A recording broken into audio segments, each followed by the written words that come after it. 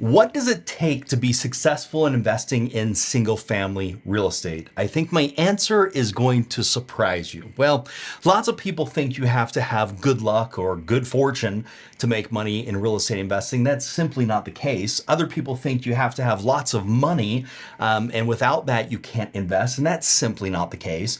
Other people think you need a college degree or some advanced education, and that's simply not the case as well.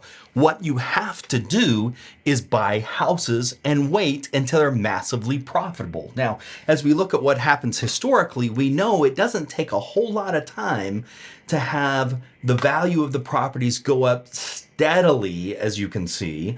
About every 10 years, we're seeing that property value go up at least 50%. So every 20 years, it's about doubling in value across the United States. Some areas are a little bit different, but if you hold that property for 20 years on average, you're gonna end up having double the value of the property. Also during that time though, you're going to see that the payment, the amortization schedule, is paying the loan down. So let's just go to November, so we're matching it up right. You owe $129,000 on that property, okay? So this is 20 years. You bought the property, okay? You owe $129,000. You got a loan on it for, what was this loan? $250,000. Now the property is worth $500,000. You owe $129,000 on it, but here's what's even better. Your rent has gone up substantially. Let's just take a look at, rents. So let's take a 20-year period. I'll just go, we can pick anything. Let's go 2000. Rents were $523, and 20 years later, 2020, they're $1104. So you can see rents have more than doubled during that time. So what that means is you're making some serious cash flow.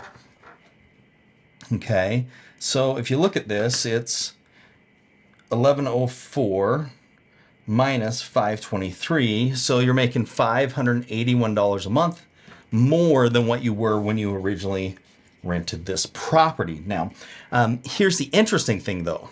If you take that extra money, which I realize you didn't have all of that at once, but let's just say the initial loan balance was $250, and let's say that there's 30 years left on the loan, and the interest rate, I'm just gonna go 6.5%.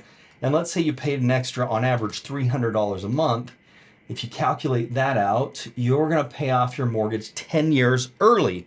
Well, guess what? We're 20 years in. So if I paid $300 extra a month, and the reason I can do that is because my rents went up. So now on average, I'm paying $300 extra a month. I'm able to cut off 10 years, which means now I own a property free and clear. Property's worth $500,000, okay? It brings in rents of $1,100 a month. It could bring in more. We're just using some averages here, but that's basically what we're saying. But that can happen here if you put your nose down and you have a long-term plan. What I see most people is they have a short-term plan. They don't think past tomorrow. Okay, we're looking 20 years out, right? Because in 20 years, if we play our cards right, this property could pay for itself and we could own it free and clear, and all the rent's collecting, which in my area, if it's about $500,000, it's probably around $200 to $2,500 a month in rent after expenses is what you're looking at for that cash flow for that one property. We can accelerate this by buying multiple properties and then using some of those properties to pay off the other properties. But here's the thing I get asked quite a bit. It's gonna take a lot of money to do this. And my answer to that is it's not. It's gonna take some work to do this, but not necessarily a lot of money. So here's what happens. You have a choice, right? Money is gonna help buy some time for you, okay? So if you have more money, you're gonna be able to use that money for advertising and marketing, where you're gonna be able to find deals faster. You're also gonna be able to use some of that money to make a deal happen as a down payment or other things that may be necessary. But if you don't have those things, you can still make money in real estate investing. One of the ways that you can do that is wholesaling. Wholesale, I go and I put a property under contract. Let's say I'm gonna buy this property for $200,000. I write a contract, Okay. Then what I do is I go find someone else who's an investor that would be interested in buying this contract from me. What he does is gives me some money. Let's just say it's $5,000. I get that $5,000 and the investor takes my place and ends up purchasing that property for $200,000. Now this could be $1,000, it could be $30,000 on a wholesale fee, but that's a way that I can make money if I don't have money. I'm going out there and I'm finding these good deals. Now it takes time, it takes effort to find these good deals. Another way that we can do this is we can actually use a hard money lender, and I can use hard money to make up the difference on this. So let's say that I find a deal that my purchase, oh, that's a horrible house. Let's make that house nice.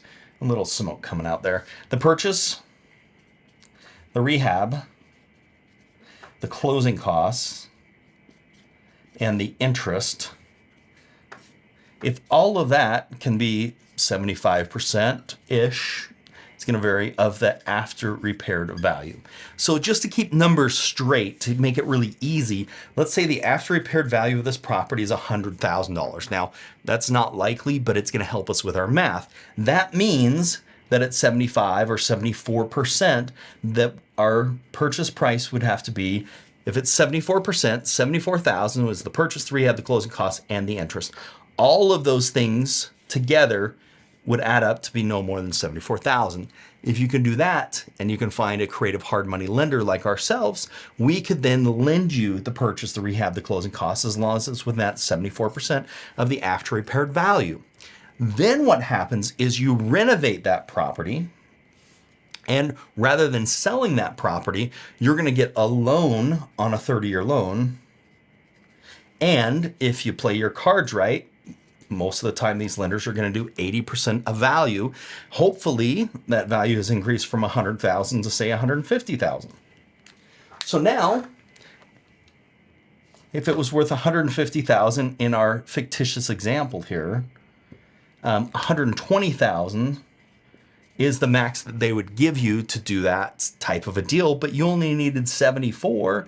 So you're refinancing 74,000 on a property that's worth somewhere in the 150, which then accelerates this. Let's use this example, because if it's worth 150 and I owe 75,000, I'm going to be able to accelerate this even faster as I do this and as I pay down some of that debt faster. And I'm going to do that simultaneously. I'm going to do one this year and one next year and one next year, following the same strategies in using these things, which is why real estate, single family real estate, is the best real estate investment out there for the average person like myself and like you. But you have to do it. You have to start. And that's why we're here, is to help you do that.